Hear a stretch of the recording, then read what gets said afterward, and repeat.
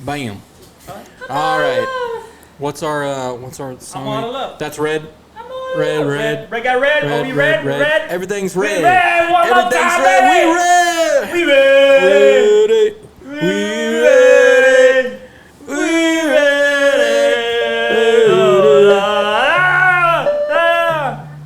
Yeah.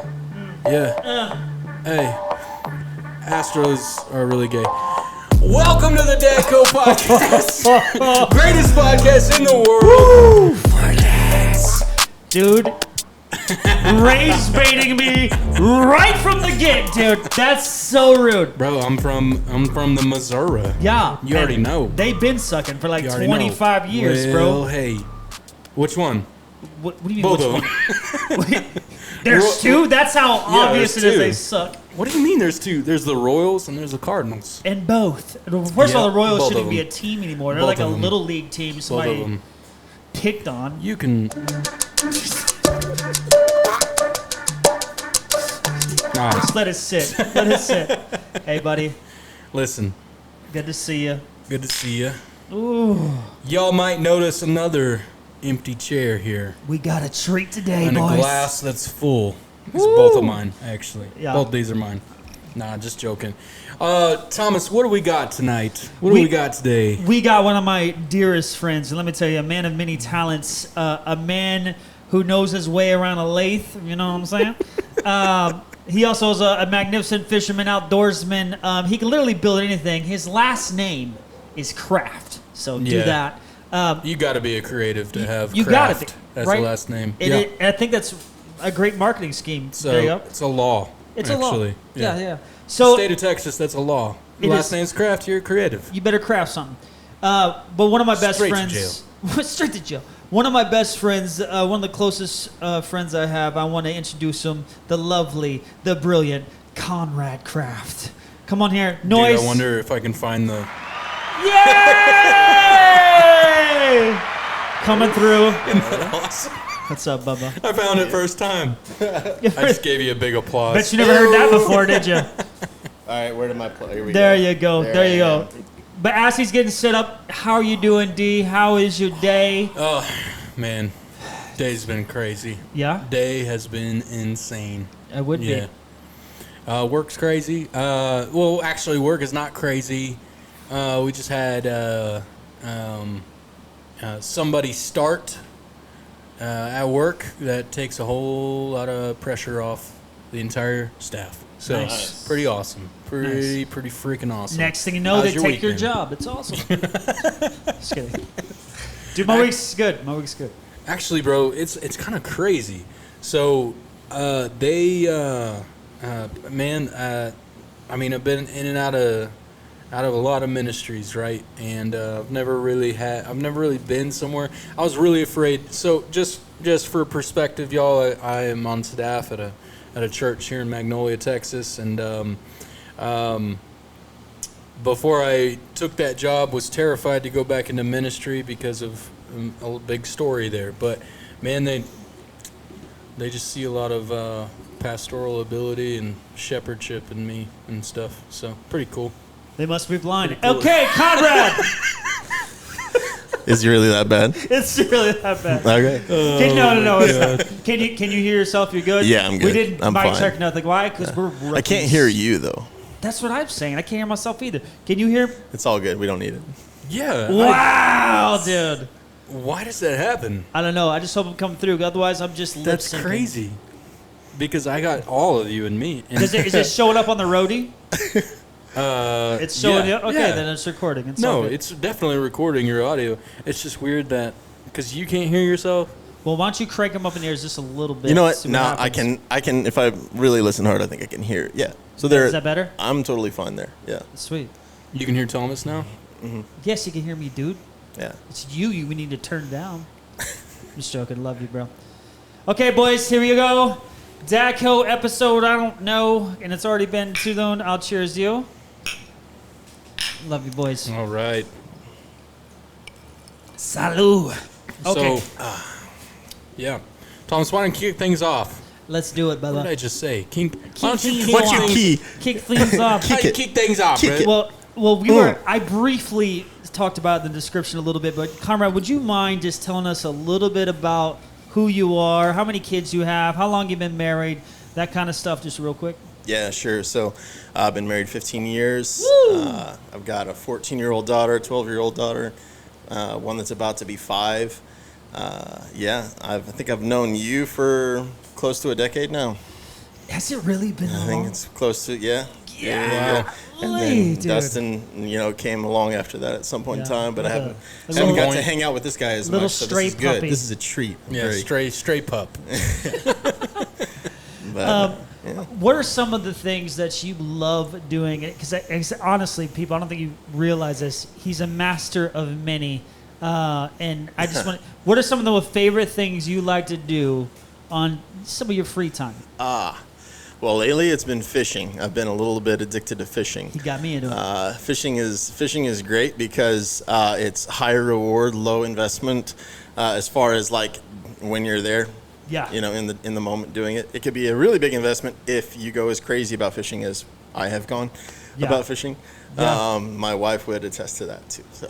Nice. But it's it's good, man. I grew up fishing, and one thing that I realized about myself is that like I feel closest to the Lord whenever I'm out there on the river, and it's just a really great place to unwind. It's a great place to contemplate life. It's a great place to forget about a lot of difficult things and refocus on the important things. So it's good. It's good. And honestly, we just celebrated. Can I say? Yeah, Jared? absolutely. We just celebrated your 40th birthday. That's right. And let me tell you something. What a fun time. That was great. Mostly because I caught all the fish, but yes. It was such a blast, dude. If you guys never get the experience, go hang out with your boys in the woods, fishing and attempting to hunt. It is. That was fun in its own way. It's no way, bro. It was fun. It was fun waking you up in your truck at 5 a.m. going, Thomas, are we doing this or Still what? gonna do this. Is it Sleeping worth in your going, truck, bro? It was a rough night, bud. Hey, Dang. let's just say he started in the tent with me. He left for reasons we won't discuss. Or Well, that maybe gets we will. weird. Okay. No. Okay. No. Snoring, dog. A dude can snore. That's why. I mean, let's not get crazy. What is happening? Thomas said, "I'm not about that action. I'm gonna sleep in my truck." I gotta go to bed. No, it was so fun. We caught some bass. You caught a crappie, didn't you? Yeah, I caught crappie, bluegill bass. You speared a 3-foot gar. Freaking gar. Yeah, You buddy. speared a gar. Yeah, Yeah. dude, that's what men do, you little sissy boy. You don't even know what Go it is. do a wheelie on that 250. First of all, I'll do a wheelie. I'll crash, but I'll do a wheelie, bro. You will crash. You end up in a hospital. For sure. Men do wheelies. All right, let's not get to let's not get into that a little bit. Okay, so how many kids do you have? Were there? Three. 3 girls, man. I'm surrounded. Yeah. Bro, I say that like I don't know. I'm saying it for the people. And what are their ages? 14, 12, and almost 5. 12. Yeah. I'll work that out. We got a inside bet. I'm not gonna say it on camera, but I'm trying to make things happen, bro. For Thomas might have a 12-year-old son. So 11, but 11-ish. young's good. My wife's older than me. He's Working things out there. I'm just saying, how fun it'd be. Let's just say there's a bar, and he's not there yet. yeah. That's fair. Hey, since y'all are talking about that, I'm real down for community land. You know what I'm saying? I'm real down for that. Now, So if there you we guys go. are doing something with that, we can also talk about Talking about when we get compounds. some compounds going. My baby, know? your baby. Would you compound our compound? I mean, Compound.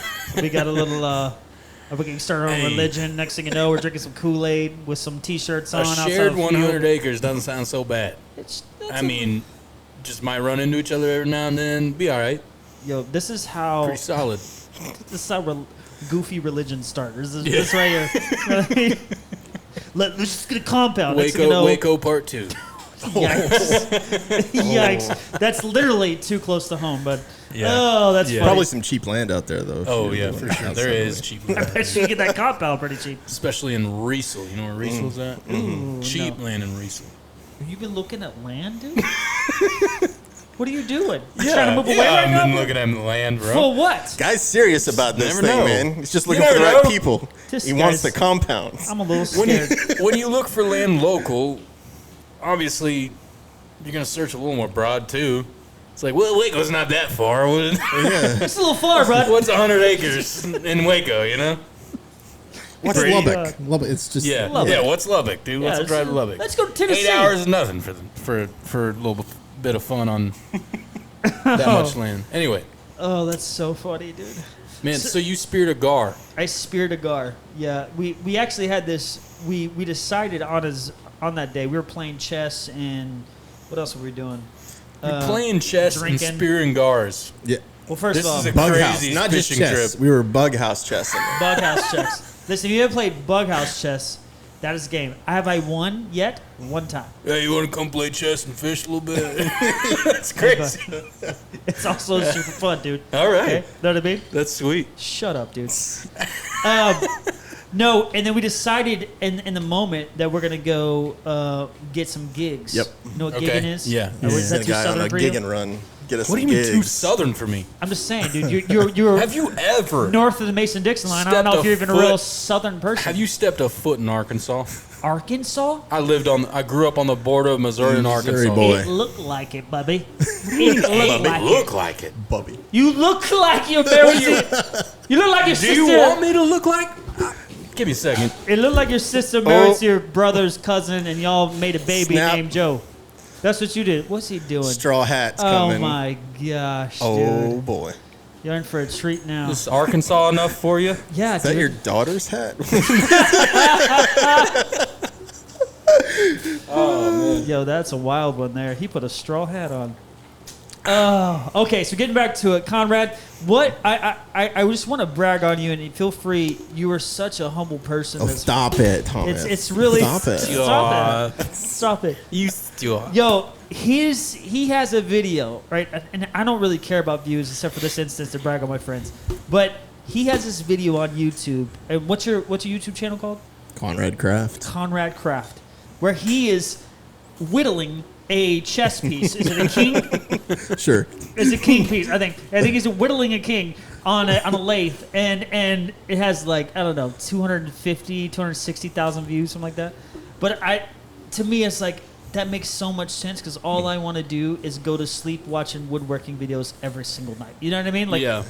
that is nostalgic. When you make a video that's over an hour long, you will go to sleep to it. That is true. That is true. But there's so many things about it that are so cool. Obviously, you're a master woods craftsman. How'd you get into that world? Obviously, now you transition to more management position. But how'd you get into woodcrafting and all that? Who taught you that? I mean, every kid who gets a pocket knife at around 10, 12 years old or whatever, like, either loves making things or like gets cut a bunch of times and decides they don't want anything to do with it. And I loved making things. I didn't care how many times I got cut. So it's ever since I got a pocket knife, I started learning how to carve and whittle, and my dad was into it, and we used to actually go sit at bluegrass festivals, and he would like sit in his lawn chair and he would carve on some piece of basswood. And I was like 10 years old, just kind of catching that whole vibe, and I was like, well, cool person, this is what I want to do, I guess, so I'm going to do this thing, and started learning how to do it. And when he would like get up and go to the bathroom, I would like pick up his piece of like carving, and I would start whittling on it, and he'd come back and he'd yell at me for carving on it. Why are you touching my wood? wood, Mess boy? up my thing, So, but yeah, no, I started learning, and I was fortunate enough to be homeschooled and have tons of free time to learn new skills and hobbies all the time. So I just kind of became... Finally, a benefit for homeschooling, right? Yeah, I bud. started collecting hobbies hardcore, man. Oh, that's awesome.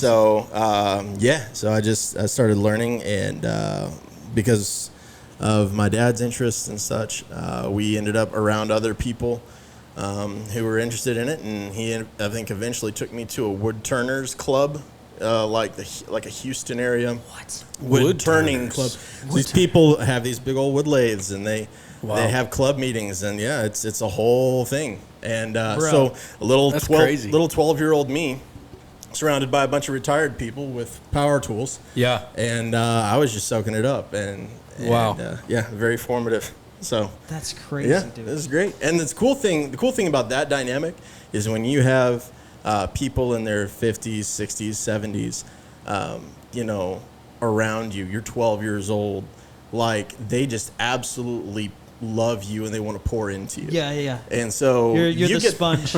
It's like free college education. It really is. Yeah. It's amazing. So yeah, I had that in a lot of different ways, a lot of different things I was interested in. Dude. That's cool. And some of the crazy, like he also makes these pipes, these tobacco pipes. So he probably, how many made from all of our friends, pretty much. Not Dustin, because he doesn't deserve it, but It's coming. It's coming. It'll be there. he doesn't smoke very much. No, he's a little sissy boy. What are you talking about? What are you talking about? What are you talking about? What are you talking What are you about, talking dude? about? Don't be over here hating, dude. You're talking about your bike's the best thing. I do wheelie. I'm a bird man. Okay.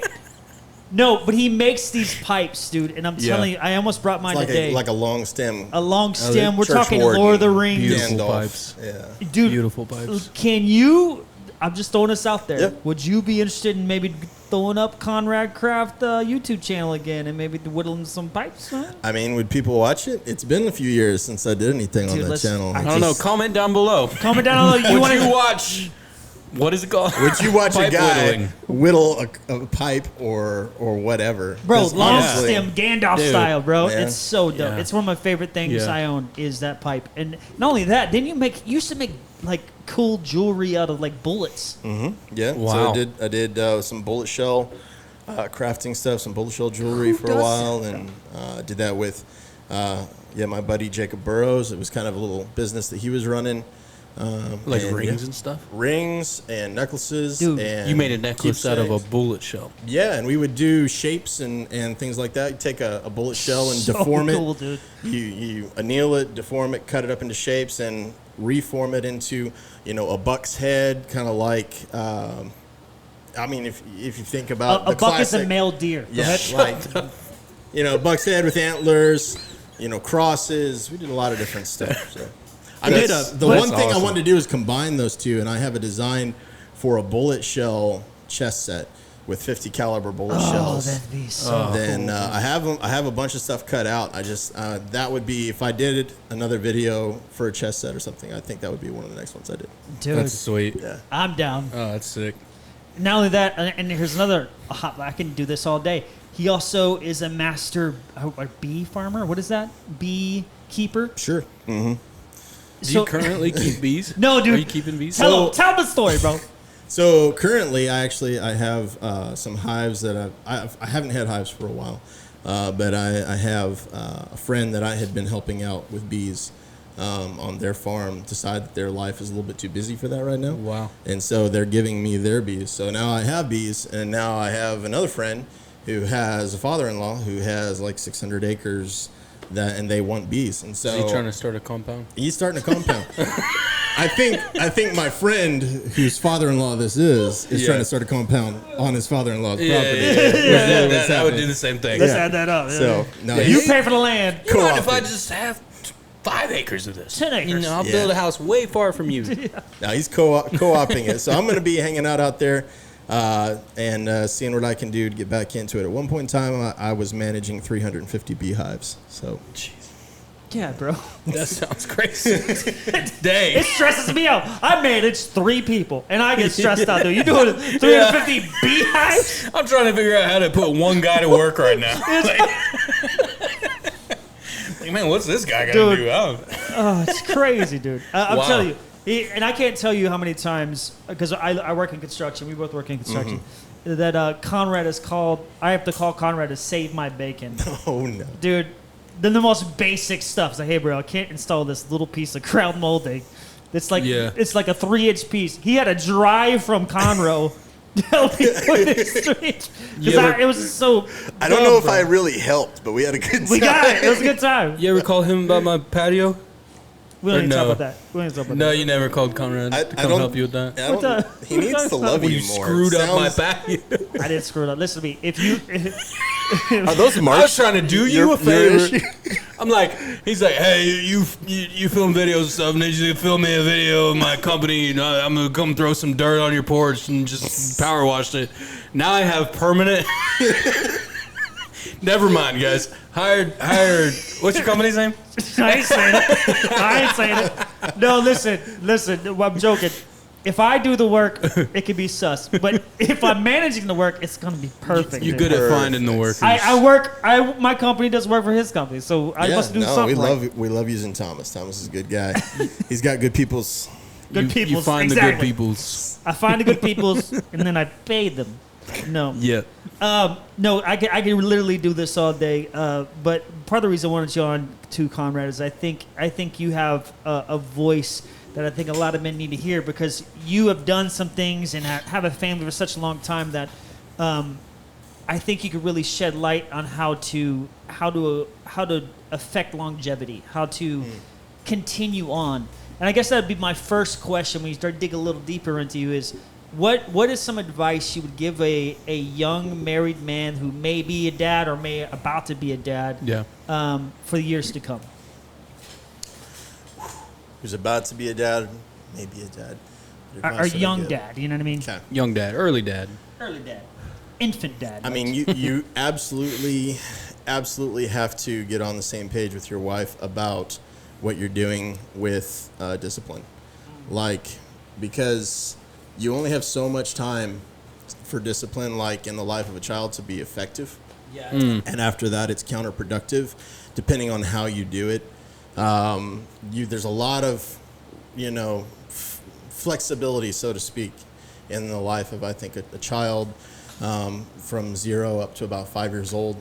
And there's a lot of forgiveness there for not really knowing what you're doing. And as a new father, newly married person, if you and your wife are just figuring that out together, on the first child for the first few years, that's fine. Yeah.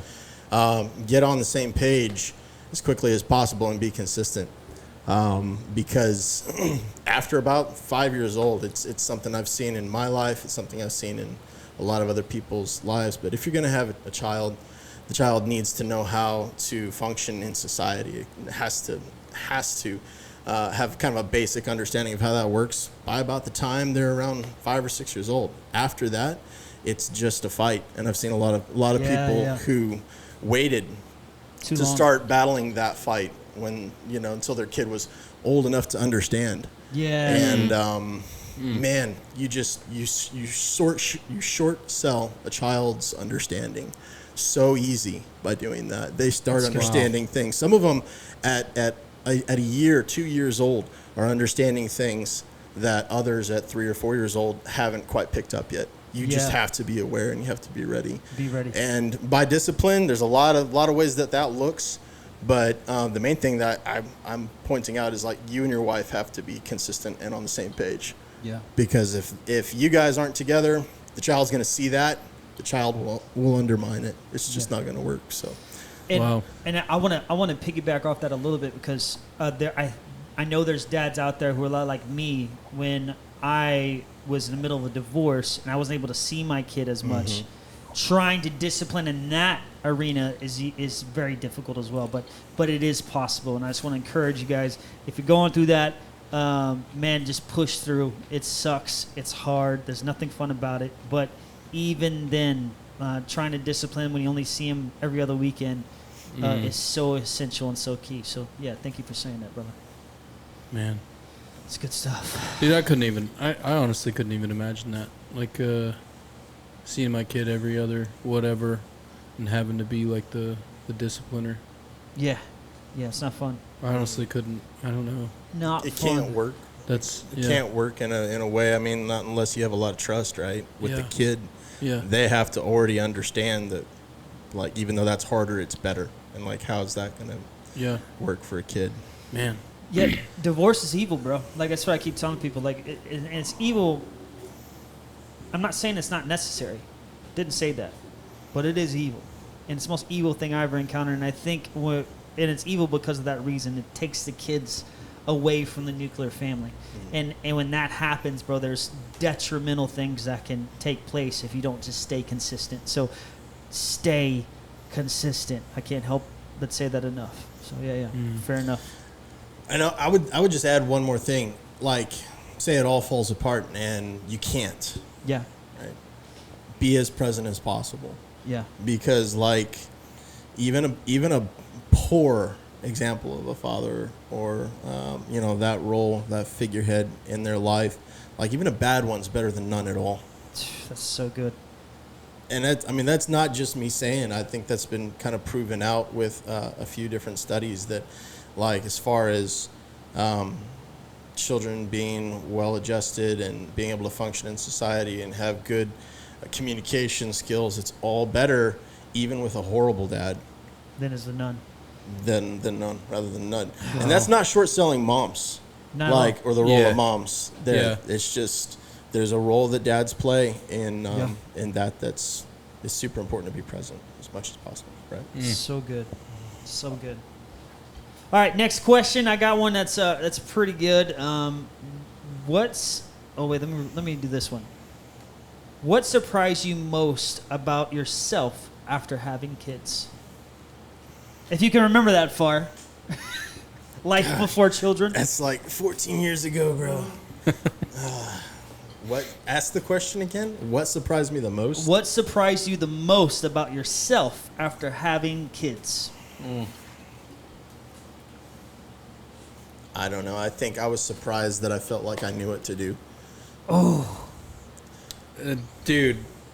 Oh, yeah. I was just talking to somebody the other day that's pretty afraid right now. His wife is ready. He feels like he's really not ready. And I literally told him, I'm like, dude, you're ready. You'd be surprised how ready you actually are. Because same thing, man. Really, yeah. Like, same boat. Yeah, I had no idea. We just talked about this on the last episode. Yeah. Like, I was terrified. I was like, man, I don't know what to do. Like, and then day she came out. It's like you just step into a zone that you don't know how to explain almost. You just step into knowing what to do, you know? It's like a mantle that falls on you. Yeah. It is. That's a good description because there's no preparation. No, Yeah, dude. You're right, like, right. I'm just figure this out as I go. Yeah.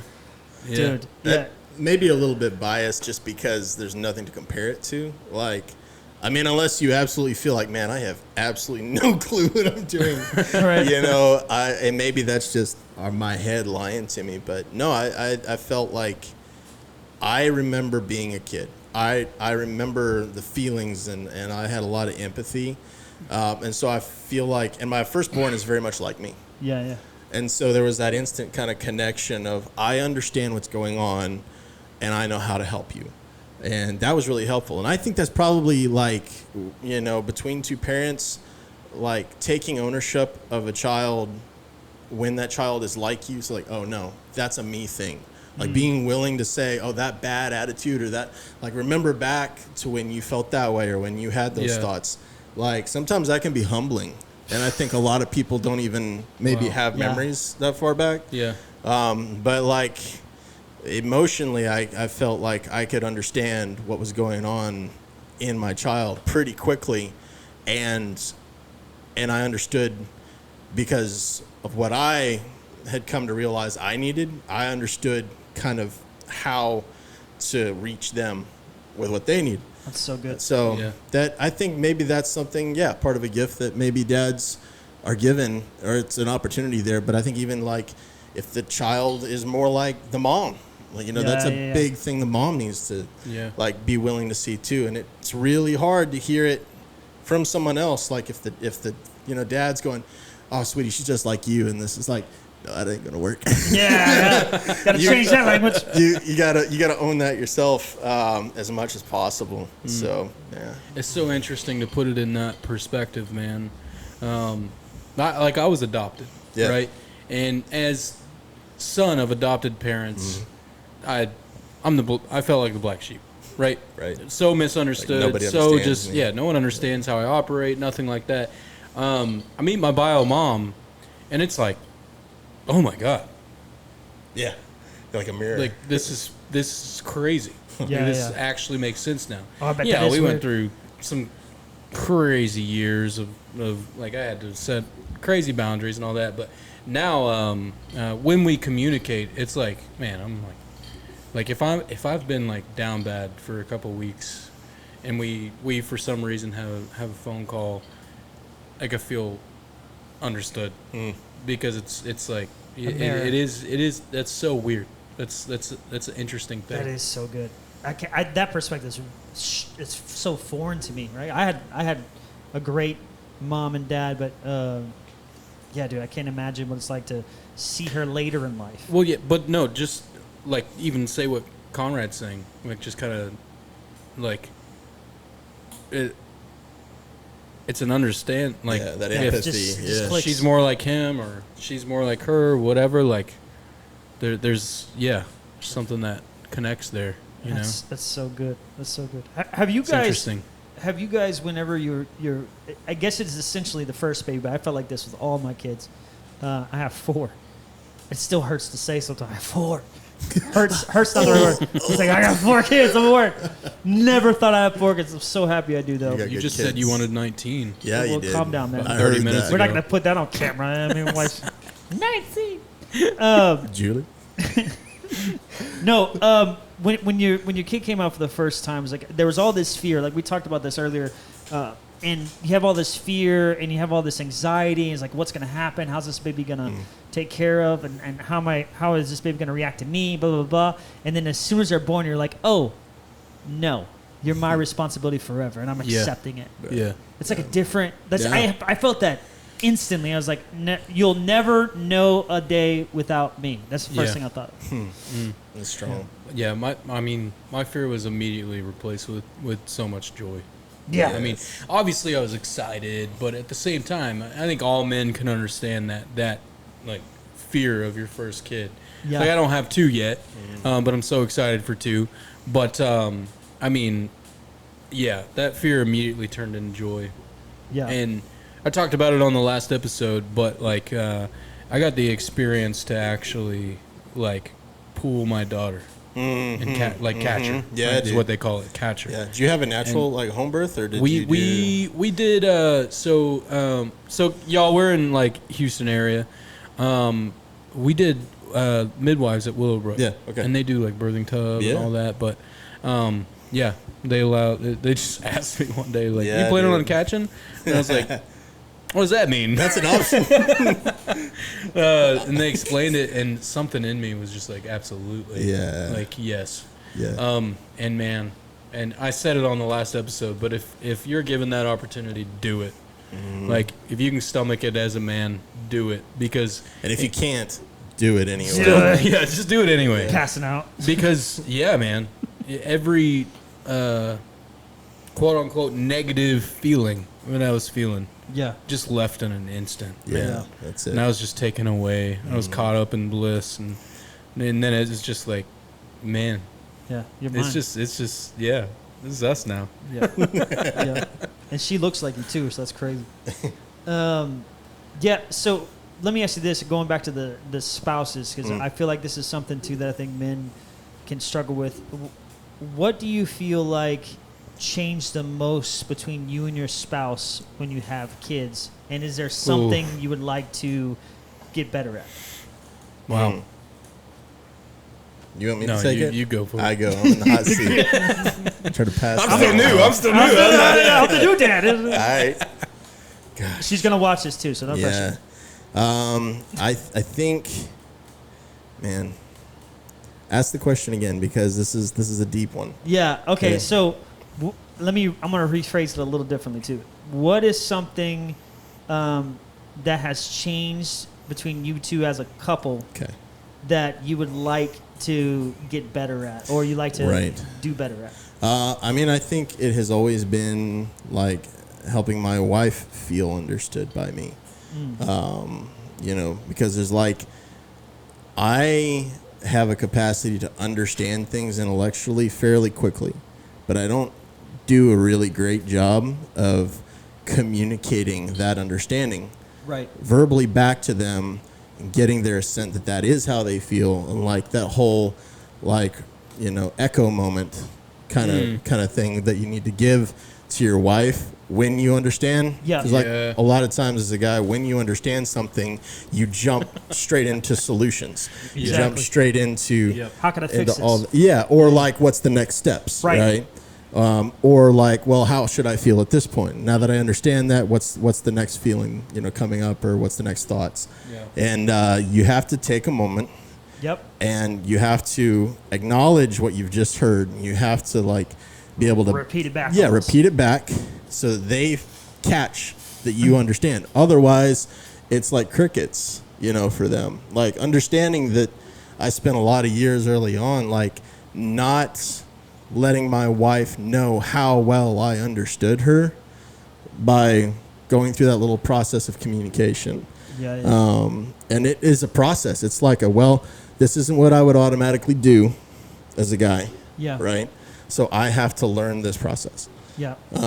And maybe for some guys it comes more natural.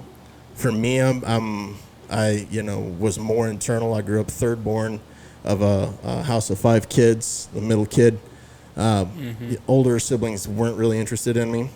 And so it was like I was by myself a lot. So I just internally thought about a lot of stuff and internalized things more. And have a really good relationship with my younger siblings and stuff. But I think breaking that habit of hearing things, breaking them down, I did that even with like all the woodworking stuff, Yeah. getting information from older people and learning it, breaking it down, turning it into action. It's like that was kind of the mode that I went into. So learning to relate to your wife is a lifelong thing.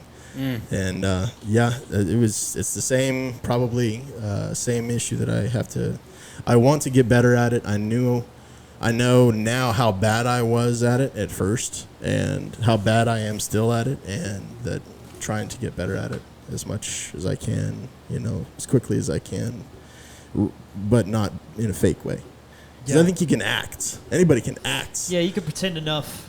Yeah, you can pretend to have empathy when you really don't. Right. And it takes a lot more to actually decide to care. It's so true. That's awesome. That's good. My perspective's a little different. Like I was married before, not good, and then my wife now married, coming up on 3 years. Congratulations. Hey, yeah. So it's a little different because I have to. Yeah, you too. Babies at the same time. Right? We got newborn babies. We got married a month apart. Had babies a month apart. We did, huh? We got married the same Y'all got venue. matching Birthdays tattoos yet? apart, Where's the matching like, tattoos? Nothing. Birthdays. Yeah, no, What? joking. What'd you say, matching tattoos? Where's the matching tattoos? It's we can't show that on Coming. camera. Oh. Yeah, that's for at least, we get monetized at 1,000 downloads. Yeah. So that's after 1,000 downloads. You DM us with $100. Sponsoring next video with a pipe for these guys. Get them to the likes and the subscribes they need, fellas. And back to our sponsor, BetterHelp. Thank you. That's right. Hey, I'm actually trying to get us on this. I really am. BetterHelp's great, bro. We're Hit us up, man. Anyway, go ahead.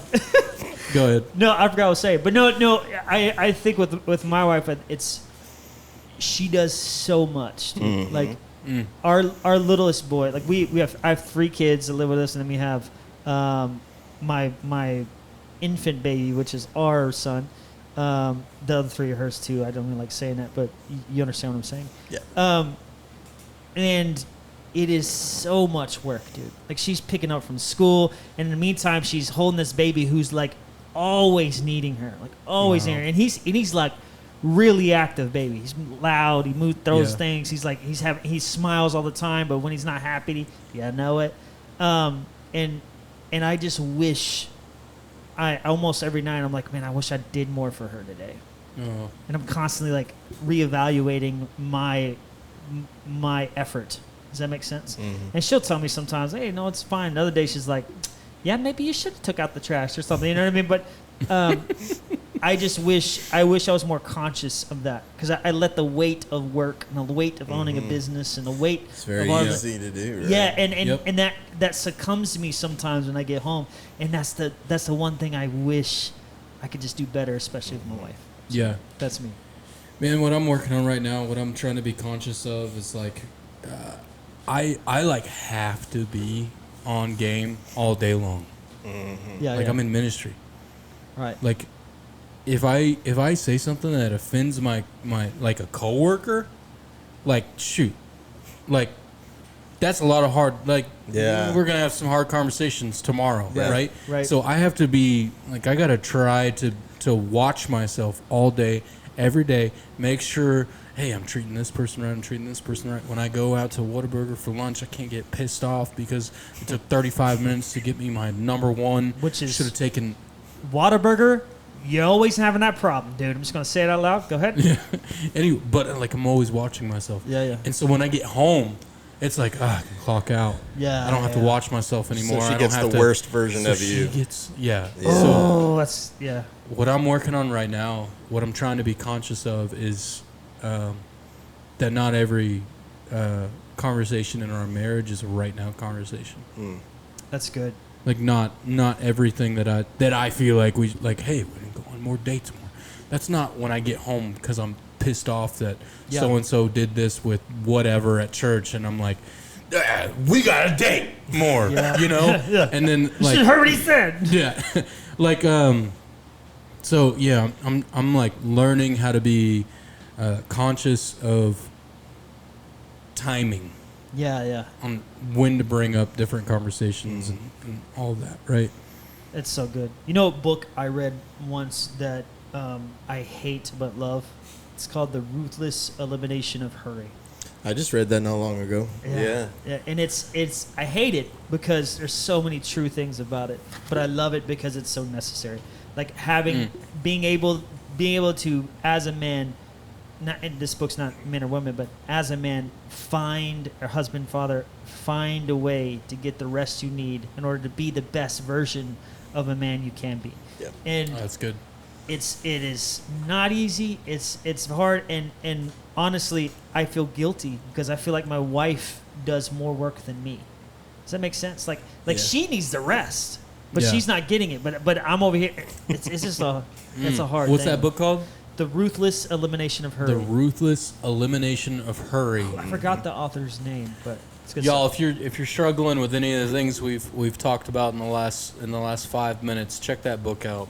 I'm gonna be checking that book out for It's sure. pretty good. Never heard of it. I'll check it out. Yeah, it's not bad. That sounds good because we live in a hurry. Yes. That's just our society. Yeah. Everything's right now. Everything's give me. I gotta have it now. We gotta talk right now. We gotta succeed right now. We gotta, Yep. So that's good, man. I'll check that book out for sure. Yep. Man, I've got a question for you, Conrad. What is and I don't want to jump ahead Please, or yeah. anything. What's the contrast like between a 5-year-old and a 14-year-old? Like I feel like that's just a different fathering strategy almost, Big time. like Two different people. Huh? yeah. Well, I would say, right, like you're always fathering in one direction. You're always like going from These nuggets. Jeez. At least, hopefully, you're always fathering in one direction. Dude, we're gonna be Yeah. clipping this for weeks. You're always creating an adult, right? You're not creating a child. And I think a lot of that maybe can sound too hard if you want to like riff on it too much. So understand that I'm saying it gently, but like I'm not raising kids, I'm raising adults, and I think that you can be pretty firm and you can be pretty hard and you can be pretty without being unkind and without being brutal and without just being a jerk. You can be the line that can't be crossed as a father, especially with a child up to about 5 years old. Like they need to understand there's a line that can't be crossed by the time they get there. After that, if you've done that, they get it, right? Like, and once they get it, I think it has been way easier for my wife and I than probably a lot of our friends in getting between that 5 and 14-year-old phase. I have a 14-year-old that acts like a 22-year-old, but is kind and is loving, and she would play with the 4-year-olds and the 2-year-olds and the 3-year-olds and like joy in her heart, and she understands that like life is full of difficult things that you must do, and that life, and I get to be the fun dad and the disciplinarian dad, which is weird. Yeah. My wife does the hard enforcement work all day while I'm at work, right? Like, so she's constantly fighting the little battles, and there's a lot of weight and a lot of responsibility on that for her, and she feels drained, at the end of the day. Right. She gets to hear all the nagging and the complaining and all that. As a homeschooling mom, she's teacher, she's food provider, she's chauffeur, she's all those things all day long, no break. And that's hard. That's really tough. And so when I come home, I'm there to relieve. I have to be there to relieve her from some of that responsibility. But like that jump between a 5-year-old and a 14-year-old, like I think the hardest thing in the world is getting a child by the time they're 5-6 years old to where people want to be around them. Yeah. Because they're like cute and everything, but little kids get away with a lot of stuff because they're a little kid. But there's a gentle, firm way to deal with children, I think, that sets them up to understand there's lines they're not going to cross when they're 6, 7, 8, 9, 10 years old. When they start getting into puberty and they start having the crazy hormones, you need a lot of care and a lot of understanding. And I would say there's a lot of jumps between 5 and 14. So like that's not one jump, that's like 3 or 4. But I would say that getting there in that one direction that you're always moving as a parent is like always remind yourself the next step is okay. Like I think some parents go, you're not ready for that understanding. Like when a kid asks them a question that's hard to answer, or when the kid witnesses something that's hard to explain. Like, I think we do our kids a disservice by not spending the time necessary to slow down and be an adult, like a mature adult, and talk to them as if they could understand it, as if they could understand the thing that they have witnessed or seen or whatever they've asked the question about. Explain it to them as if they will understand it. Don't assume that they won't. And whether or not they do doesn't matter. The fact that you take the time to do it trains them to expect to get good answers when they ask questions, and to not be afraid of asking questions, or like just feel like they're not going to get an answer, or know that dad's going to answer when I call. And this is for things that like even challenge you as a parent. Like challenge me right now. I want my kids, when they don't understand that why I've done something and I've laid down a line or what, I want them to ask me why. Like I don't take questioning the concept as a threat to my authority. Okay. Yeah, that's it for DadCo. Hey, thanks for joining the DadCo podcast. That was so good. Say that again. I mean, I don't take questioning the concept as a threat to my authority. I think a lot of people go, "Are you questioning me?" No, this is it, and that's done. That's it. But it's like, okay, if there's a real need to understand, you can both understand that I'm not going to move my position on this, and this is why I think it. And it's okay, as long as they can accept that the position isn't moving, it's okay to take the time, and I think it's really, really healthy to take the time to explain it, whatever the thing is that they're having difficulty with. And if they disagree with it, it's okay for them to not be comfortable with it yet. They're going to have to follow it, right? But it's okay for them not to. They don't have to give you lip service. You want heart connection. You want trust. You don't. You don't just lip service. Dang, bro. Dude, that's so good. You have to earn trust. There's only one way to earn trust, and that is to be vulnerable. What's so good about this too, Dustin, is that I feel the weight of what you're saying, because I'm so guilty of this all the time. My kids will ask something or do something, and it'll frustrate me. I'm like, do it because I told you to. Yeah, I was literally about to say, dude, you're deleting the "I told" because I said so. Yeah, exactly. Which in my upbringing was like, that's it. That's the final say. Yeah. And let me say that, like, there's rebellion and there's lack of understanding. Yeah. Right? Yeah. And as a dad, you got to learn to like see the difference between those two. And sometimes it's not easy. I don't get it perfect, but I know what I'm trying to do, right? Yeah. Like when a kid goes, why? Like I feel okay, you shouldn't be bucking up against this right now. Like I feel that. And in that moment, it's just, okay, give yourself a second to think, is this rebellion or is this a real why? And about 80% of the time, it's a real why. All my whys were like pretty legit whys. Yeah. If you think about it when you're a kid, like you want to know why. And it's all right to apologize say. to my kids when I get home. Yeah. Golly. You're like, come here. Come give me a hug, guys. You guys be wild all the time. Yeah. I'm Man. not. It's not, you can be really tough on a kid. I've been really tough on my kids. And they always surprise me with their willingness to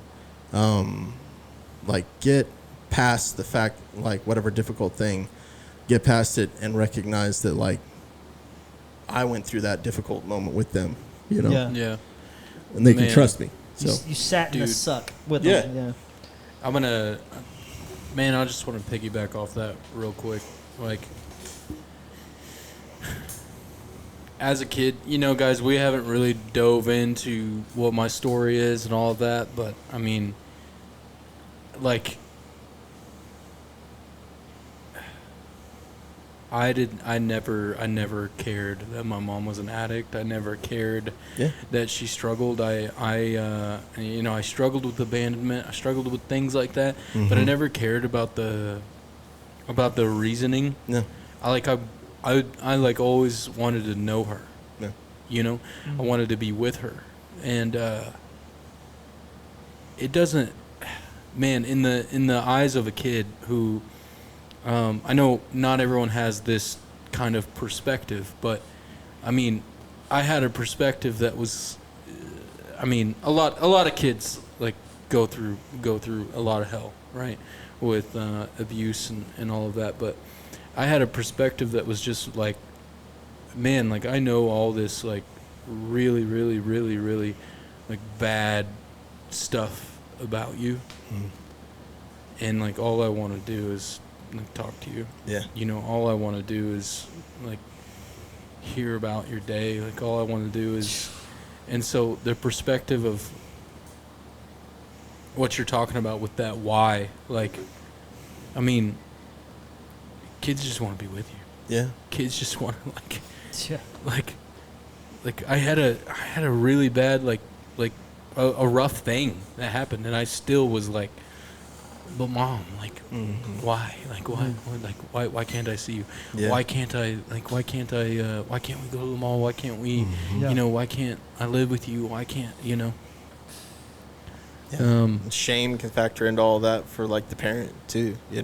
Like, and that just makes everything harder. Yeah.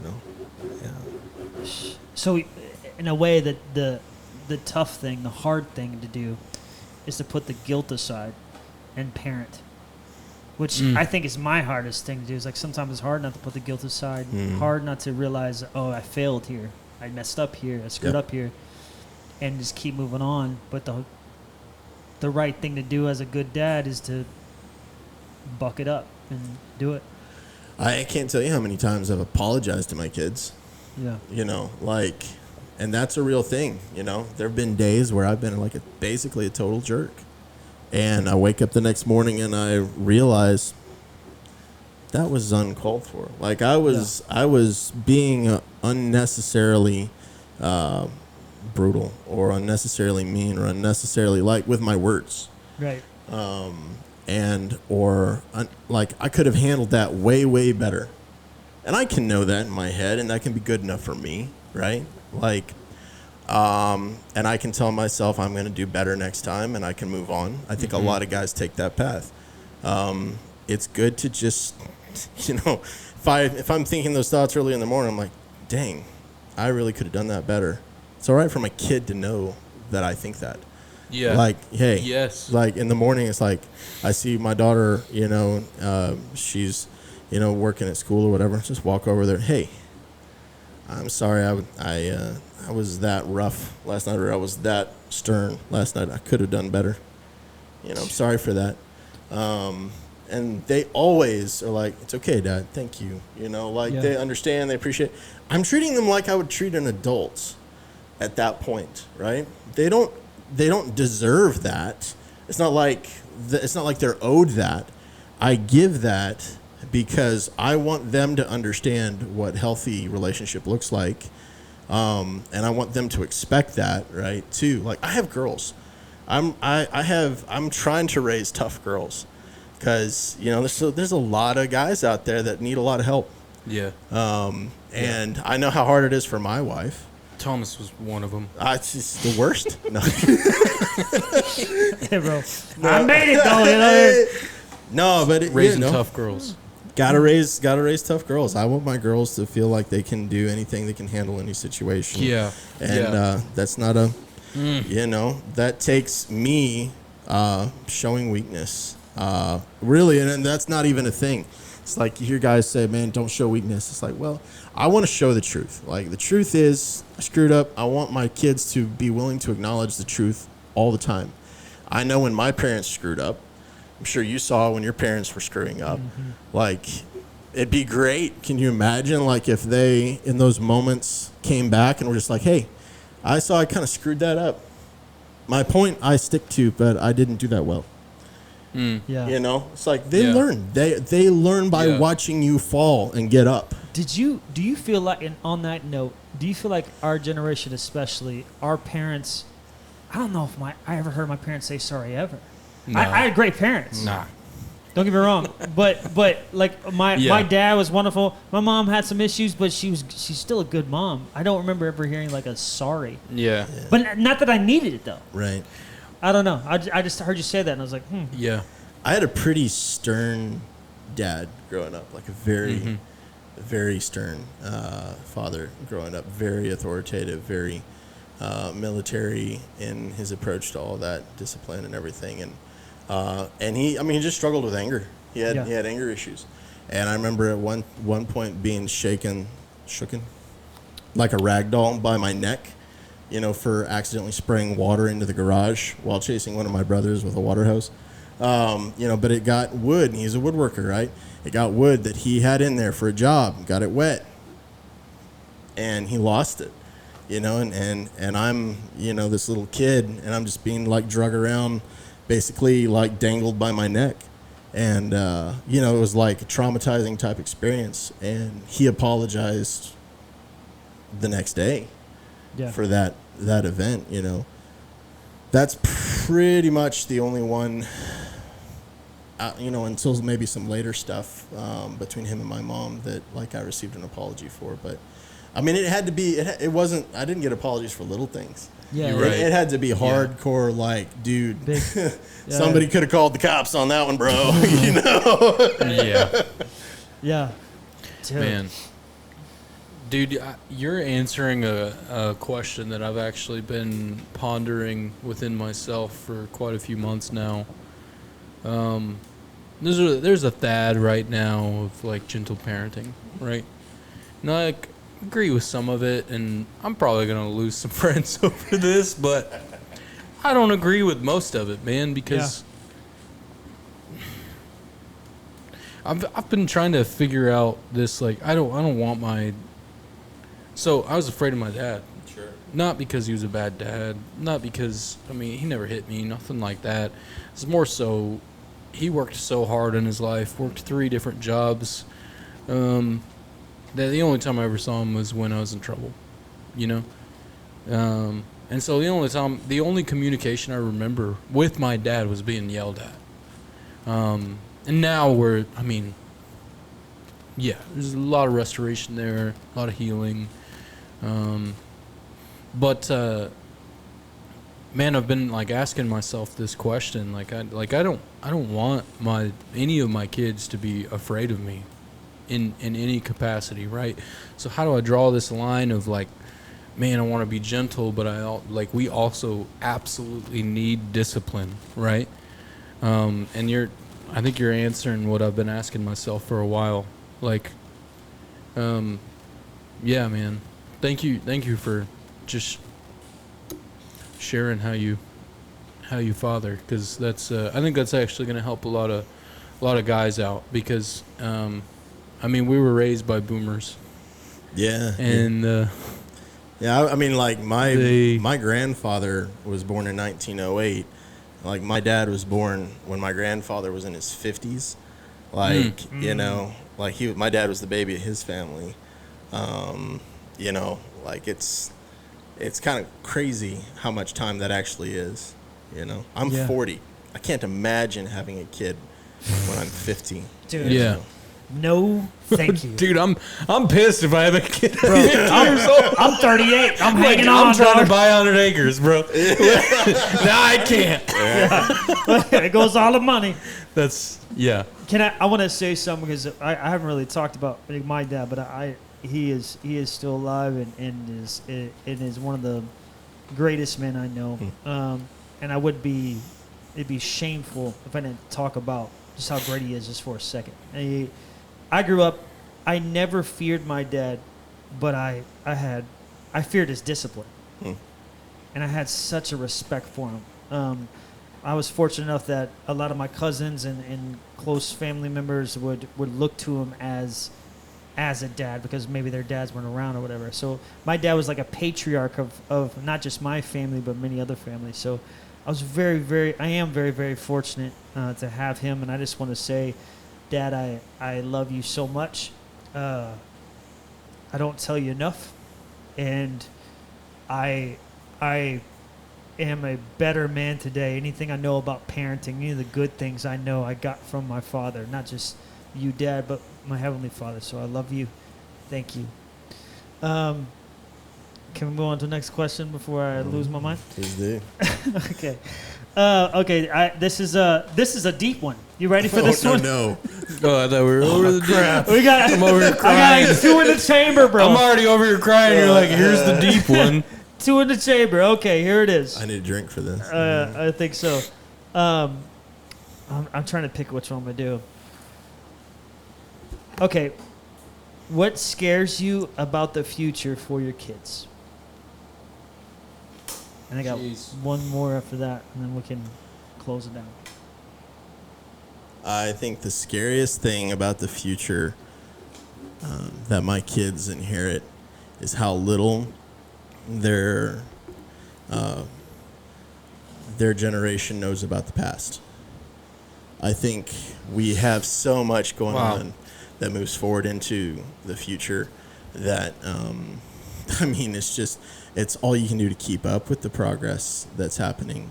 The world is changing constantly, and now computers that we knew had the capacity to think faster than we did now can actually produce things faster than we can on their own, or at least can abstractly conceptualize prompts that we give to them, and it's not a long road. It's not a long road before that is everywhere and in everything. And while there's a lot, I think, that is positive about all of that and is going to result in good things. Like, I'm not negative in any way about the future. Yeah. I'm not scared in any way about the future. As a person who has always been interested in skills, I understand that, like, the world still functions by touch. Like, it's not just thought. Thoughts are a million, for a penny nowadays. And the computers will create them at that speed. Yeah. Thoughts and ideas. They are still absolutely useless without action. And while there's a lot of action that can be done automatically or just autonomously in a lot of ways too. Like it's people who can make things a reality, and you always need people to be able to make things a reality. Right. Whether it's fixing a bike, like that's not going to be done by a computer. No. At least not for a while. Maybe for certain people it will. Yeah. I don't know what computer will put a piston ring on A bike You piston know, that's like they have the capacity and the dexterity and all that to do all those things, but it's not going to. There's a lot more value for that other places. Like you're going to always need skills. You're going to always need practical hands-on understanding of how the world works. Yeah. And I think that that's tied very heavily to how the world has worked in the past and what the world is. You know, we live in like Houston, right? The third biggest city in the U.S. Is that right, or is it second? I don't remember. I think I we're don't actually know. fourth now. Fourth. Are we the maybe. fourth? I don't know. You know, I'm making that up. still big. Still Still big. pretty big. That's what I say. there's a lot more houses and cars and stuff than there looks to be trees in a lot of places, right? So Yeah. I'm really big about getting my kids like out in nature and Yeah. like I absolutely like growing up. One of the things I was really big into was survival skills, and so like Yeah. my girls can build a fire faster than any boy. Alaska. Like any person in the movie, you know, or TV show Survivor, Sure like can. my kids can get that fire started with a flint and steel. Yeah. You know, like my kids know how to make a fishing pole and catch fish. My kids understand how to identify about 30 different plants out in the wild that they can eat. Like my kids understand the world they live in. Yeah. And that world has been around for as long as the world has been around and we've been in it. You know, the world we inhabit right now is like, I call it an elfine world. And that is, it's like when you watch a movie and there's elves and it's this magical, mystical place where things that you don't see anywhere else happen. Like that's the world we live in a city. Yeah. It's this magical, mystical place where nothing natural happens. And you go out into nature and you know nothing about how to live there. That's really sad. Yeah. You know, it's like, who is it? I'm getting called out right now, bro. Well, when, like I'm like, I want to make how do you build a fishing pole? like when you think about it, I remember we had home births, like with our kids. Yeah. Except for the last one, which was in a birthing center. And that was one heck of an experience, right? Yeah. I'm right there with you. It's like Yeah. nothing like that. No. You know, and it's scary, like because it's Terrifying. real risk. Yeah. Like it's real risk, but the reward of like understanding that no, this is how this is supposed to work. This has been happening this way forever, right? Like that's a real thing. Jimmy Carter, the first president of the United States to have been born in a hospital. Every president before then was born at home. That's You so know, wild, it's dude. like Yeah. you know, you think about it. We're not that Yeah. far away Right. from a world where you interacted with the world all the time. Yeah. So that world is brutal. It's not nice to us. So you have to know how to deal with it. You know, Your fear is not to be prepared for a world without it. Like if things don't go well at any point in time, or if my family decides to go someplace that's you know, like a third world country, yeah. you know, like Yep. I want them to have zero fear. That's just it. I think fear, right? Was that from Dune? Fear is the mind killer. Fear is the mind killer. Right? Like, yeah. I think that's the biggest thing we always battle as fathers, as families, as whatever, is the fear to do things that we were made to do. I'm taking my boys camping next Yeah. week, dude. I made a clip for myself recently. It's on my computer, actually, of all the times do not fear is accounted for in the Bible. Yeah. Yeah. And I made a clip for myself because just, man, we've talked about it before, but when I go down, man. And it takes somebody to pull me back up usually. But actually, 2 weeks ago, I made this clip for myself that just snapshots all the times that do not fear is calculated in the Bible. And you'd be surprised what that number is, bro. It's pretty tall. It's over 300, right? It took me a long time to edit that video. Yeah. Got a 2-hour video here, bro. What is that? It's like over 360 times or something, right? Yeah, it's 367. Jeez. Yeah. Yeah, do not fear from Genesis to Revelation. I love it. And it's like the most quoted. It's literally God repeats himself over and over and over and over. Do not fear, man. This is so good. Bro, I had a random thought earlier as you were talking about. You mentioned this is just how like they used to do things. We're not that far off. My wife and I, we got in this random conversation recently about honestly, like, the idea of separating your baby into a separate room. Oh, right, yeah. And we got into the conversation, just kind of like, what do you think about that? Like, what's your ideas and all that? And just so you know, our baby's 8 months old, still sleeping with us because we have our own opinion about it. And I don't care what you say. In the bed or in like a bassinet? It's currently still in the bed. We're about to probably transition to a bassinet, but the reason is, if you think about housing structure over the last 200 years, most families did not live in 3-bedroom, 4-bedroom homes. Yeah, it's true. They lived very, very, very close knit. Mm-hmm. And I have a theory that there's just a lot of kids grow up with some issues, right? Some issues based upon the amount of we're gonna really dive into it here. Like cortisol levels that they've produced as a baby, because they're just screaming their heads off all night, longing to see if you're still there, longing to make sure they're okay, longing to, like, is my dad still here? Is my mom still here? What is going on? Like, am I okay? Like, and I'm talking, like, we have a spike of anxiety, depression, abandonment. Like, we have a spike in the last 20 years when this, like, idea of separation had begun. Are you a light sleeper or a heavy sleeper? I'm pretty light. I'm pretty light. She makes a noise. Like, our first 3 months, bro, I thought she was dying. Every noise she made. Take a breath. See, the problem... Dude, I still place my hand on her chest. I do it. I do it with my oldest like, boys sometimes. If they're sick or something, I'll go in the room and just put my hand on her chest. All right, we're good. Yeah. That's a good thing. It's a fatherly thing. Fatherly thing. I couldn't do that just because I'm such a heavy sleeper. Thomas can attest to that. Yeah, you are, dog. Yes, you are, dude.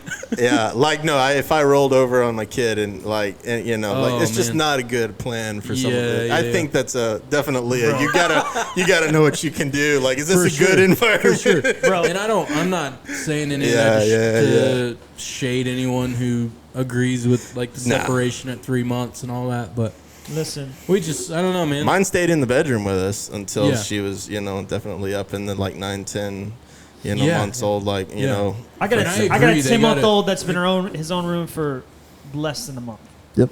Yeah. So we're close. Yeah. She'll be in her own room. I agree Eventually. with, like, separating.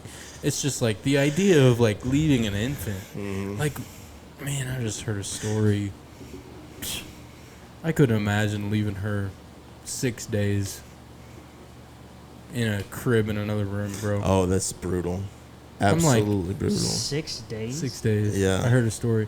Their parents-in-law actually, like were the encouragers. They're like, no, you gotta get that baby in another room. You guys are never gonna sleep.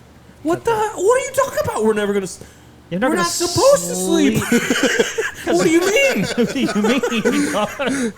You're supposed to sleep through that? Bro, that's crazy. Like, yeah, man. I don't know. Well, okay, we're going to close it off with one question. This question is really geared just to Conrad, and I hope it's full of as much wisdom as you already shared this whole evening.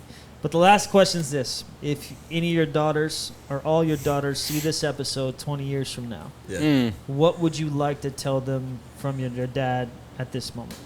Well, I should probably say sorry that I definitely don't live up to everything that I say I want to live up to. Yeah. I think that's the big thing that, like, we do as dads is it's like, I think it's always important to acknowledge the truth, right? And that means a lot of judgment is coming your way. Just because you know the truth and speak the truth doesn't mean you live that truth out, right? And so it's very difficult with your wife or with your kids. I think you should know as a father, like, it's coming. Like, I'm going to be a hypocrite. Yeah. It's just going to happen. I'm going to fail. It doesn't change the truth. Like, the truth needs to be the truth, and I need to be able to acknowledge it, and that's where, like, I need to be able to apologize, but hopefully if they see this in 20 years, or their husband sees this in 20 years, or however, 10 years. Gosh, I've got a 14-year-old. 6 years, 7 years. I don't know how long it's going to be. I hope they're encouraged. I hope that they feel like I spoke about them in a way that they're proud of, and I hope that they do feel able, like, to take on the world that they face, whatever that world looks like, So I don't know if that answers your question, but No, it does, man. It's beautiful. That's so good. Conrad, thank you. Yeah. Thank you. Pleasure, boys. We got a couple questions from viewers, though. Okay, hit Just it. two. We got two. Two, we'll hit them. Two? We got two that I really liked. We got Boxers one- or briefs? We got. hey, tucked in or not tucked in? We did jiu-jitsu. I know what happened to you, yeah, but buddy. Commando. I think it was knocking me on the shoulder. Go ahead. Jiu-jitsu. We got one from, I know this guy, his name's Jason, but we got one from JD_A_. I like this question, actually, because we don't fit the mold of this question. None of us fit the mold. And I think our responses are going to be interesting. Go for it. All right. JD_A_ asks, how do you start allowing your kids to separate from you while trying to guide them at 18 years old? I'm sorry, I just saw your text. Say that again. What do you- You said He sent me the questions that he seriously? for you, and he said the wrong ones, and I responded like, it's the wrong question, You retard. dumbass. Oh my God. Sorry. Okay. "That's from another episode." Hey, these felt good, man. I just feel like I could answer these questions. Don't give me the other ones. But these sound the same. JD_A_ asks, how do you start allowing your kids to separate from you while trying to guide them at 18 years old? It's too late.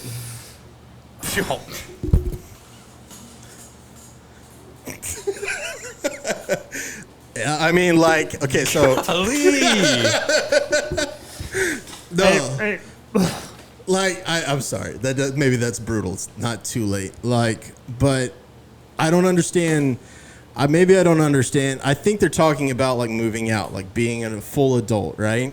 Right. I think that's like, if they're ready at 18, great. I wasn't really ready at 18. ain't ready at 38. You know, like, but I also wasn't parented necessarily in the way that I'm parenting Yeah. now. Right, and, right. And that's not judgment on my parents as much as it is a recognition of like, crap, I wasn't ready Yeah. for the world. And I went out there and I didn't do very well, and like came back and then like had to figure out how to do well on the turf that I grew up in. And then I started doing well, and it was like, okay, I got to figure it out. You know, it's like, Yeah. I finished college and it's like, okay, finally, you know, it's like, I wasn't really ready but you know, when I graduated high school, but like, I have a 14-year-old that understands life. Yeah. I think that's very attainable for everyone, but it's definitely attainable for us as homeschooled parents, because we are there. My wife is there. Like, she is building trust constantly with my kids, is enforcing rules constantly with my kids, like, and teaching my kids. My kids are responding to it, and we have really good relationships. So, like, my 14-year-old, I would be totally fine with my 14-year-old deciding, hey, Dad, I'm going to get married when I'm 16. Like, I'm going to, like... Hey, whoa. So, yeah. Let's cut that. What are you saying? This is how much trust I have in my oldest daughter. I see what you mean. Yeah, yeah. Right? Wow. Like, this is... there's a much faster track. Like life used to be really fast and used to end fast. Right? Like 45 would be an old man and you'd die at 50 or something like that. Yeah, yeah. So kids were getting married at 14, 15, 16 years old, right? Well, the capacity for understanding how to function in the world is there at that age if it's prepped for Wow. earlier on, right? Like if you do a good job, and if God's grace is on you, and you seek it every day, like your kid will understand how the world works by the time they're a teenager. That's why they can manipulate you. Like, Jeez. like as a teenager, that's why they're so good at manipulating you as a parent. They figured it out. You just haven't programmed them to figure out that world. They figured out this world. Wow. And so you, like, if you're trying to get them to not stay in the world you've created for them when they're 18, you kind of you're kind of stuck. Like, that's a harder process. They may not be ready for it until they're 22. Yeah. You know? Yeah. But the truth is the capacity is there to be ready for it before 18. It's there for a lot of these kids that, like, 15, 16, 17. So that's just my thought. Yeah. Dude. Bro, that was so good. I'm asking him. I got to read it again.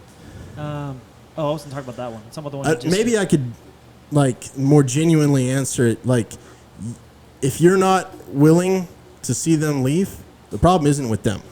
Oh, wow.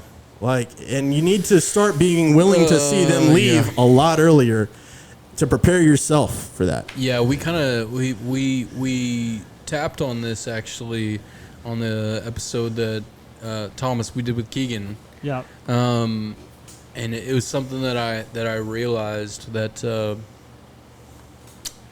I'm literally just like raising my kids for them to learn how to go without me. Yeah. Go without us. Yeah. Go without her mom, their Mm-hmm. mom and I. And like I don't want to. Even with that question, like I don't want it to become like they're 18 and I'm like, oh, wait, I have so much to give still. I have so much to teach you. Like I want them to be ready at 18. As much as that pains me to say, like as much as it hurts to say, like, yeah, I need to be ready to let you go. Yeah. I will say that's something that my parents did, probably out of more of a very annoyed place. But I mean, by 14 years old, I knew that I needed to be out by I was 18. Right. And that, I mean, they helped me with that too.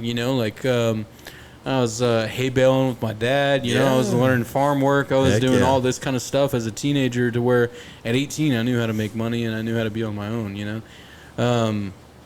And yeah, like you're saying, like, and just that point that I realized the other day, like, yeah, I have to be ready to start teaching my kids how to live without me, You're raising adults. Way before 18. Yeah. Okay. If you do, they will trust you. Like, if you raise them to be ready for it before 18, they will trust you. If you don't, why should they? I think to Conrad's point to JD_A_, how 18 are they? Right? Yeah. Like if they're 18 and they don't know how to take care of themselves, don't know about the life, don't know about anything, then of course it's going to be very, very, very, very, very difficult. Not impossible, but very difficult. But if they have a real understanding of how the world works, real understanding how life works, real understanding that it's never going to always go their way and that stuff's going to get hard, and you got to respect people and you got to be kind, you got to be true to yourself, then maybe they'll be ready. But if they're not, then I would suggest just trying your best to encourage them to learn about who they are and how this world works. Yeah, and reward them for doing so. Like, a lot of parents, somebody turns a certain age and it's like, I'm going to start charging you rent. I'm going to start doing that. Right. Like give them reward and opportunity to understand their privilege. Like when they're 14, 13, years old, like if they're like, give them work. Let them earn money. Let them see what using that money can do. Like, start giving them enough, something responsibility-wise to actually take care of and manage. Yeah. Let them see the consequences of it, and let it be theirs. And encourage them. I don't know. That's so good. That's great. All right, last question. Let's do it. Last question, Thomas. I just have to address this real quick because I saw you scrolling through. Bro, I don't know what was on that phone. This man's head. It's what I show my barber. Hey, Give me a haircut. I saw you kind of like, what the? Yeah. take it from a zero fade up to a 4. That's what my 11-year-old wants his haircut If you're It's just great. listening, I have these questions like screenshotted on my phone, right? And Thomas was going through my favorites, and he saw he's just this really attractive man in my photos. I was like, all right, dog. I mean, I always thought, but Yeah, here it is. You're a profile Well, guy. Okay. yeah. Profile I gotta shot. show my barber, man. I'm not good at telling him what I want. Yeah, that's what you tell your wife. I'm just like, what's it called? A mid fade? I'm just like, trying to show her. one whatever. Okay. This is from Taco_Malarkey. What a great name. I got this today, actually. Nice. Yeah. About to be a new dad, 6/18, June 18th. What's the biggest piece of advice you never got? Yeah. Biggest piece It's hit of me advice. like a freaking ton of bricks today that you never got. Mine would be Oh, you already got yours. Okay, Yeah. I've had a full day to think about mine. I still don't. don't rush it. Just sit back and enjoy it, man. It happens so fast. Like you're gonna be in the hospital one day, next day they're gonna be 1, next day they're gonna be 5, and the next day gonna be 18, like our last person said. Soak it in, man. Like take the moment. It's gonna be rough. It's gonna be hard. Put your phone away and just soak it in. Be with your lady and just be present, man. That's what I would say. I wish somebody told me that. Yeah, that's really good. You have yours? I do have mine. Go for it. So we touched on it on this episode. But with my, I don't know my bio dad. With my bio mom, like I mentioned, all I really wanted was to know her. I missed out on a whole lot of presents with her, not gifts. I'm not talking about gifts. I'm talking about being present. And even when my wife was pregnant, I heard a lot of, you got to do whatever you got to do to provide. You got to do whatever you got to do to be in her life, is what I would tell myself. You got to do whatever you got to do to attend every every chess match. Do whatever you got to do to attend every fishing trip. You got to do whatever you got to do to attend every soccer game, every volleyball, every spelling bee. And do whatever you got to do to be in their life. And that's what I'm working on with my daughter, is doing whatever I got to do to be in her life, right? So if that's dropping and we don't have my wife loves to work. She really loves her job. So it's not that we don't have the luxury of like being at home or nothing like that. That's not a shade on anyone who stays at home. She loves her job. She loves she works with kids with autism, and she loves that. And so for me, I have to drop her off at daycare every morning. I got to do whatever I got to do to be okay with dropping her off and picking her up and seeing her after a long day of work, being happy and being present in her life, because that ultimately, presence is true provision. Presence will provide sustainability. Presence will provide love. Presence will provide pride. When I say that, I mean she knows I'm proud of her because I'm present. Yeah. That's It's good. good. It's really good. I think mine would be a little bit of a synthesis between your two guys, in that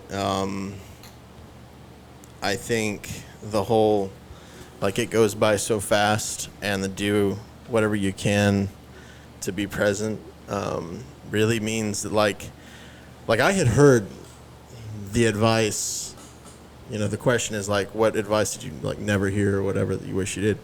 Like I heard the advice, like, oh, it's gonna fly by.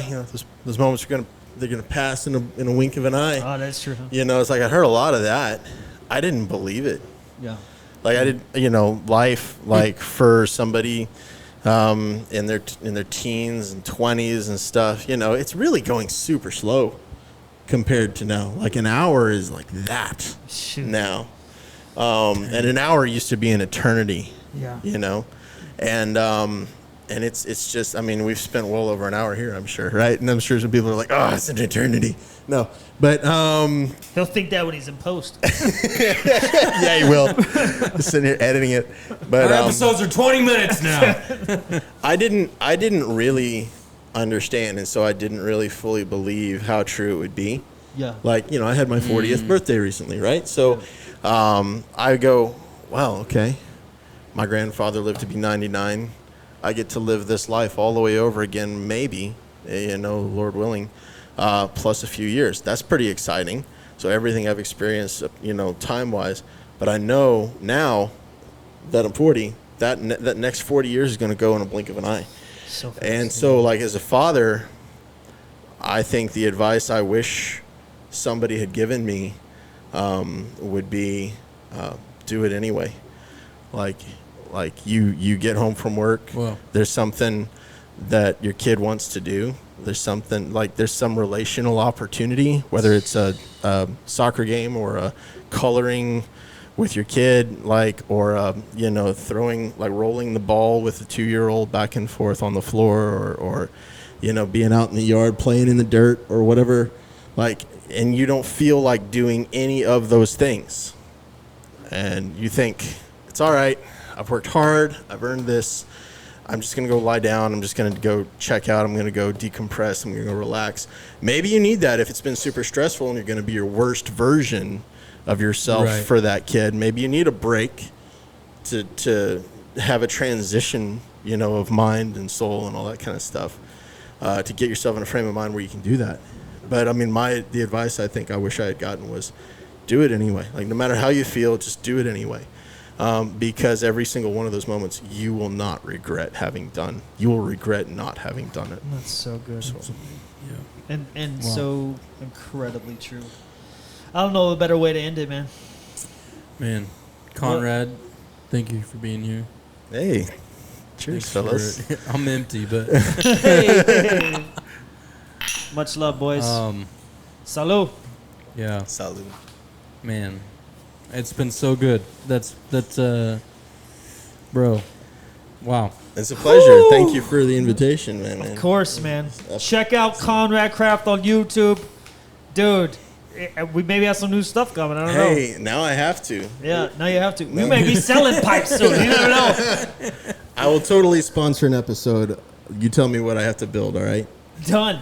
Hey. We need 125 pipes. No, I'm joking. Oh, crap. We're going to sell What did I this sign merch. up for? What did I sign up We'll for? put it, a raffle gift to Raffle come. Yeah. Yeah. Hey, we still read over there? Just Yeah, we read. for my And sanity. we read and read. All right. Thanks for tuning in to the DadCo podcast. Best podcast in the world.